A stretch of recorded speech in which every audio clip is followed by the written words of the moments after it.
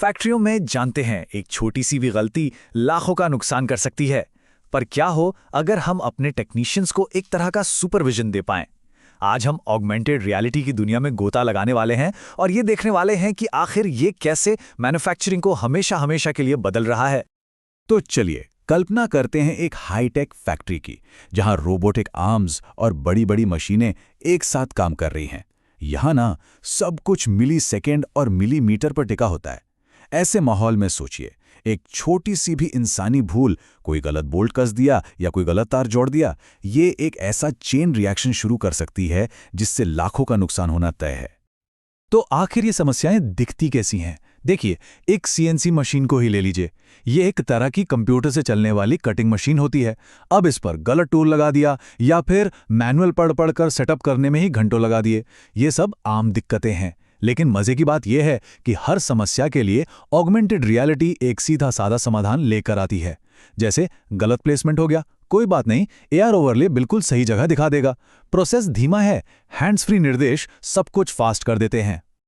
और देखिए, ये सिर्फ कोई छोटी मोटी रुकावटें नहीं हैं। इन गलतियों की वजह से जो अनप्लैन्ड डाउन टाइम होता है, मतलब जब काम अचानक रुक जाता है, वो कंपनियों के लिए लाखों करोड़ों की चपत है। सोचिए, हर एक मिनट जब प्रोडक्शन लाइन ठप पड़ी है, पैसा पानी की तरह बह रहा है। तो सवाल यह है कि इस महंगी समस्या से निपटने के लिए हमारे पास टूल्स क्या हैं? खैर, इसका जवाब दो बहुत ही पावरफुल टेक्नोलॉजीज में छिपा है, ऑगमेंटेड रियलिटी और वर्चुअल रियलिटी। चलिए, सबसे पहले बात करते हैं ऑगमेंटेड रियलिटी यानी एआर की। इसको समझने का सबसे अच्छा तरीका है पोकेमॉन गो के बारे में सोचिए, लेकिन फैक्ट्री के लिए। ये असल में क्या करता है कि हमारी असली दुनिया के ऊपर ही एक डिजिटल लेयर चढ़ा देता है, जो सीधे हमारी आंखों के सामने जरूरी निर्देश, डेटा और तस्वीरें दिखाती है। और फिर है वर्चुअल रियलिटी यानी वीआर। अब ये बिल्कुल अलग है। ये हमें पूरी तरह से एक नई डिजिटल दुनिया में ही ले जाता है। और ट्रेनिंग के लिए तो ये सच में एक गेम चेंजर है। मतलब टेक्नीशियन खतरनाक मशीनों पर काम करने की प्रैक्टिस कर सकते हैं, वो भी बिना किसी असली खतरे के। तो इन दोनों में जो सबसे बड़ा फर्क है वो यही है, एआर हमारी दुनिया को बेहतर बनाता है, उसमें कुछ जोड़ता है, जबकि वीआर हमारी दुनिया को पूरी तरह बदल देता है। एक हमें सुपर पावर की तरह जानकारी देता है, तो दूसरा हमें किसी और ही दुनिया में टेलीपोर्ट कर देता है। और जब बात फैक्ट्री की आती है, तो इनके इस्तेमाल की संभावनाएं तो बहुत ही ज्यादा हैं। जैसे एआर, इसका इस्तेमाल स्टेप बाय स्टेप रिपेयर के लिए हो सकता है या फिर दूर बैठे किसी एक्सपर्ट से लाइव मदद लेने के लिए। और वहीं दूसरी तरफ वीआर है, जो कॉम्प्लेक्स मशीनरी पर ट्रेनिंग देने या फिर पूरी फैक्ट्री का लेआउट प्लान करने के लिए एकदम परफेक्ट है। ठीक है, ये सब सुनने में तो बहुत अच्छा लगता है, लेकिन असली दुनिया में इसका असर कैसा होता है? चलिए, इसे समझने के लिए एयरबस का केस स्टडी देखते हैं, जिन्होंने एआर का इस्तेमाल करके वाकई चौंकाने वाले नतीजे हासिल किए। तो एयरबस में होता यह है कि टेक्नीशियंस को हवाई जहाज की वायरिंग इंस्टॉल करनी पड़ती है, जो कि बहुत ही ज़्यादा कॉम्प्लेक्स होती है। और ये एक ऐसा काम है जहां गलती की सच में कोई गुंजाइश ही नहीं है। तो एक टेक्नीशियन के लिए ये प्रोसेस कैसा दिखता होगा? वो एआर स्मार्ट ग्लासेस पहनता है और बूम, अचानक तारों के उस उलझे हुए जाल के ऊपर एक 3D मैप दिखने लगता है। सिस्टम उन्हें बताता है कि कौन सा तार कहाँ लगाना है, और अगर वो कोई गलती करने वाले होते हैं ना, तो स्क्रीन पर तुरंत एक अलर्ट आ जाता है। ये काम करने के तरीके में एक बहुत बड़ा फंडामेंटल बदलाव है। अब वो मोटे मोटे कागज के मैनुअल पलटने की कोई ज़रूरत नहीं है। सारी की सारी जानकारी अब इंटरैक्टिव है, डेटा पर आधारित है, और वो भी ठीक वहीं जहां काम हो रहा है। तो इसका नतीजा क्या निकला? सबसे पहली चीज, स्पीड।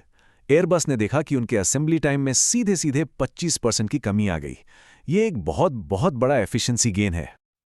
लेकिन सुनिए, स्पीड से भी ज्यादा जरूरी क्या है? वो है एक्यूरेसी। और यहां गलतियों में 30% की कमी देखी गई। जब हवाई जहाज बनाने की बात हो, तो कम गलतियों का मतलब सिर्फ बेहतर क्वालिटी नहीं होता। इसका सीधा मतलब होता है ज्यादा सेफ्टी, और उससे जरूरी कुछ भी नहीं है।